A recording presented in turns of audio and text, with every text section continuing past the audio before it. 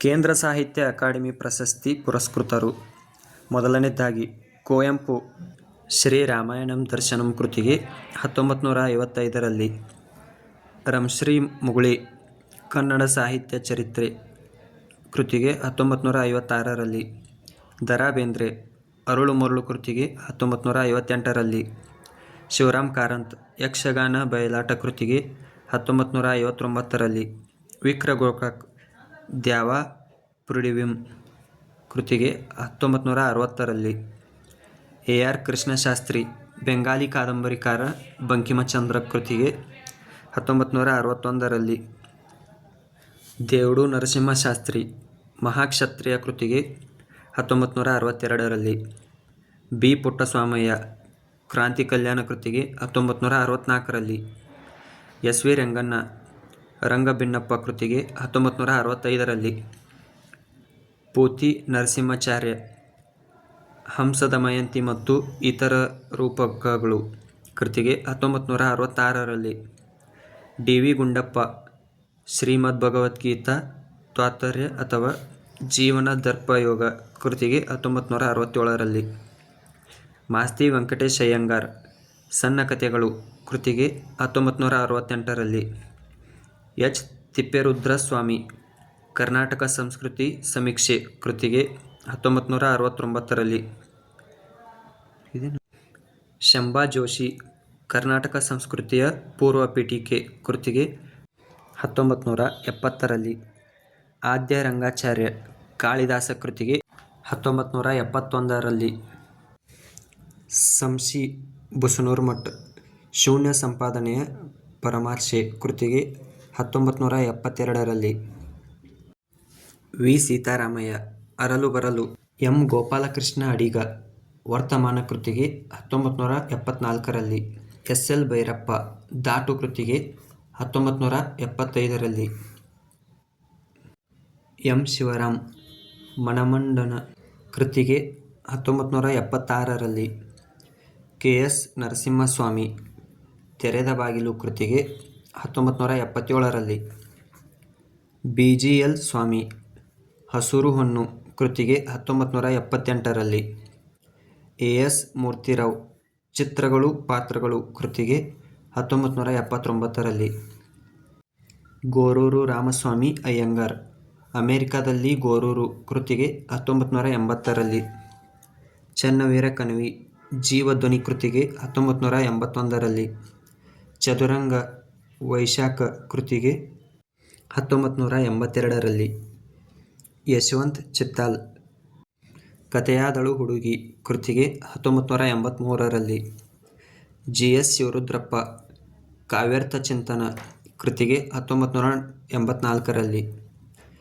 The ರಾ ಸುಬ್ಬರಾವ್ ದುರ್ಗಾಸ್ತಮಾನ ಕೃತಿಗೆ 1985ರಲ್ಲಿ, ವ್ಯಾಸರಾಯ ಬಲ್ಲಾಳ್ ಬಂಡಾಯ ಕೃತಿಗೆ 1986ರಲ್ಲಿ, K P Purnachandra Tejasvi Chidambara ರಹಸ್ಯ ಕೃತಿಗೆ 1987ರಲ್ಲಿ, ಶಂಕರ್ ಮೊಕಾಶಿ ಪ್ರಣೇಕರ್ ಅವಧೇಶ್ವರಿ ಕೃತಿಗೆ 1988ರಲ್ಲಿ, ಹಾಮಾನಾಯಕ್ ಸಂಪ್ರತಿ ಕೃತಿಗೆ 1989ರಲ್ಲಿ, ದೇವನೂರು ಮಹಾದೇವ ಕುಸುಮಬಾಲೆ ಕೃತಿಗೆ 1990ರಲ್ಲಿ, ಚಂದ್ರಶೇಖರ್ ಕಂಬಾರ್ ಸಿರಿಸಂಪಿಗೆ 1991ರಲ್ಲಿ, ಸೂರಂ ವಿಕ್ಕುಂಡಿ ಬಕುಲದ ಹೂವುಗಳು ಕೃತಿಗೆ 1992ರಲ್ಲಿ, ಪಿ ಲಂಕೇಶ್ ಕಲ್ಲು ಕರಗುವ ಸಮಯ ಕೃತಿಗೆ 1993ರಲ್ಲಿ, ಗಿರೀಶ್ ಕಾರ್ನಾಡ್ ತಲೆದಂಡ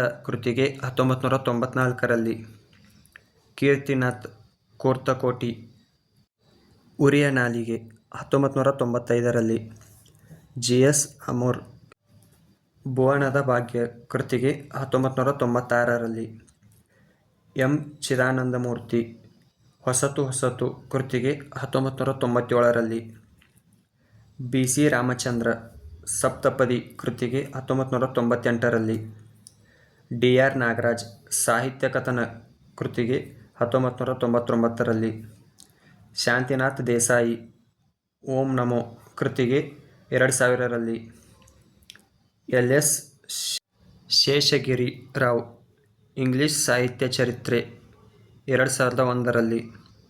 ಎಸ್. ನಾರಾಯಣ ಶೆಟ್ಟಿ ಯುಗಸಂಧ್ಯಾ ಕೃತಿಗೆ 2002ರಲ್ಲಿ. ಕೆ. ವಿ. ಸುಬ್ಬಣ್ಣ